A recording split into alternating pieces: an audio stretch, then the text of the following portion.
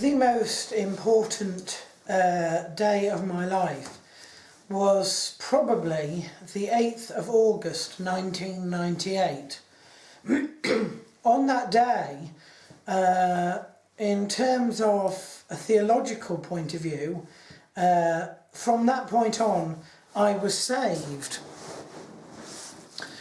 Do you know, I'd been going through nearly a year of questioning since the death of my grandfather, and I explained to you how with the help of a meditation tape on Psalm 130 and the solace of the garden, basically, I had returned to faith, but I was completely different. It was under my own terms. I had worked out for myself what was true and what was not. For someone who's a convert, that's quite an easy date to remember. But for somebody who's been brought up a Christian and so has always been Christian, having a moment of conversion is not easy. It's not easy to place exactly when one was a Christian for one's own self versus being a Christian because they understood what their parents had taught them. And that is the difference between the first between the first testimony, which, as I showed you before, is a statement of belief but made on my parents' faith, and the second questioning, which was a statement of belief, but that was very different on my own knowledge, I suppose, my own experience. I call it New Life Day and I celebrate it every year. It's the start of my calendar, and that year was 1998. Here is Keith 1998, my journal for that year. I call it that year my Annus Mirabilis, which is a Latin term for the great year, the year of wonders. It is the opposite of an Annus Horribilis, which is a terribly horrible, awful year. It is a great year, was 1998. And so the first questioning came to an end, and this here is the second testimony. It's a simple sheet of 2 sides, and it's quite bizarre really, because it's not a written account of what happened or how I came to faith on my own terms.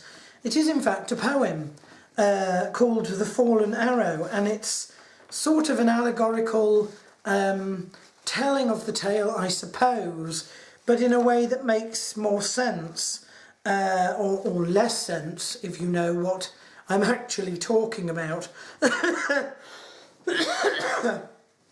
I'm not going to read it out, just like I didn't read the first testimony out. At some point I ought to get these put onto video, but now is not the time. With the end of that period, with the end of the first questioning, so there was a complete paradigm shift and a completely new season to my life, which I will talk about next year. You know, next week. Several things were going on in my life at that point. Stuff to do with family, stuff to do with where I was in the education system.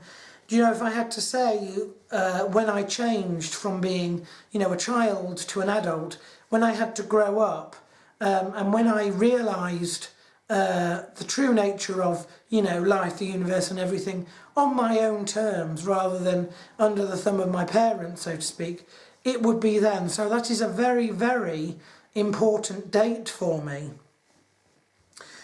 I want to move on now to talk about another thing which is slightly more sort of topical, I suppose, but in the same vein. We are now almost at the end of January 2015, and I have been ill, as you know, across the Christmas period.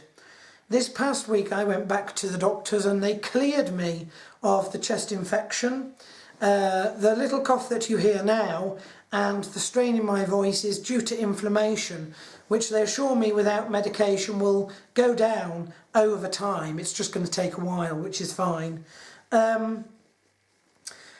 So for me, the last couple of days have been incredibly cheerful. I found myself incredibly happy, despite the weather, despite this time of year, because this is the first time I've really had to enjoy a new year, so to speak. A new year, a new start, and that's sort of in the vein of what was going on during the second testimony and the end of the first questioning. So it's very much in sort of keeping with that, which is sort of something to do with the season that I'm in now, which we'll get to, God, probably at the end of this year, at this rate, goodness knows when.